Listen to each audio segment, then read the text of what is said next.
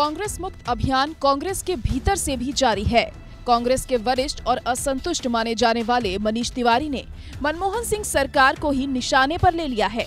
अपनी किताब 10 flash points 20 years में उन्होंने लिखा है कि मुंबई में हुए आतंकी हमले के बाद यूपीए सरकार ने पाकिस्तान पर कार्रवाई न करके अपनी कमजोरी को दर्शाया है। उन्होंने मुंबई हमले की तुलना अमेरिका के वर्ल्ड ट्रेड सेंटर पर हुए 9/11 के हमले से की है। उन्होंने कहा कि अमेरिका की तरह भारत को भी पाकिस्तान पर सख्त कार्रवाई करनी चाहिए थी। ये पहला मौका नहीं है। इससे पहले मनीष तिवारी कन्हैया कुमार के कांग्रेस में शामिल किए जाने पर भी ऐतराज जता चुके हैं। तो पंजाब में कैप्टन अमरिंदर सिंह और नवजोत सिंह सिद्धू के बीच तकरार पर भी पार्टी नेतृत्व को निशाने पर लिया था। पिछले लोकसभा चुनाव लड़ने से इनकार करने वाले मनीष तिवारी यूपीए सरकार के सूचना प्रसारण मंत्री भी रह चुके हैं।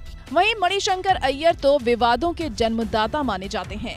मणिशंकर अय्यर ने एक सेमिनार में कहा कि पिछले 7 साल में भारत अमेरिका का गुलाम बनकर रह गया है। अय्यर भारत और रूस के संबंधों को लेकर आयोजित कार्यक्रम में बोल रहे थे।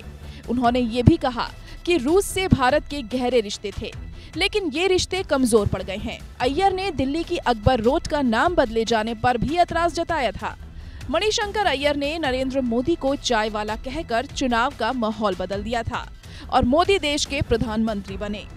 अब फिर सामने 5 राज्यों के चुनाव हैं। कांग्रेस यूपी समेत कई राज्यों में पार्टी को जिताने में जुटी हुई है। तो बरसों तक सत्ता सुख भोग चुके असंतुष्ट नेता या तो नेतृत्व को चुनौती दे रहे हैं या फिर पार्टी छोड़कर जा रहे हैं। कभी टीम राहुल के सदस्य माने जाने वाले हरियाणा कांग्रेस अध्यक्ष अशोक तंवर और मोदी की मुखालिफत कर कांग्रेस में आए क्रिकेटर कीर्ति आजाद ने भी अब तृणमूल कांग्रेस का रुख कर लिया है। टीएमसी का जन्म भी कांग्रेस से बगावत करके ही हुआ था और अब असंतुष्ट नेताओं को शामिल कर कांग्रेस को और कमजोर करने की मुहिम जुटी हुई है। असम से सुष्मिता देव, पूर्व राष्ट्रपति प्रणब मुखर्जी के बेटे और कांग्रेस नेता अभिजीत मुखर्जी पहले ही टीएमसी में शामिल हो चुके हैं। एक तरफ कांग्रेस अपनी कब्र से निकलकर फिर से खड़े होने की कोशिश में है, तो उसी कांग्रेस के वरिष्ठ नेता फिर से उसे कब्र में दफन करने में जुटे हुए हैं। Bureau report, APN।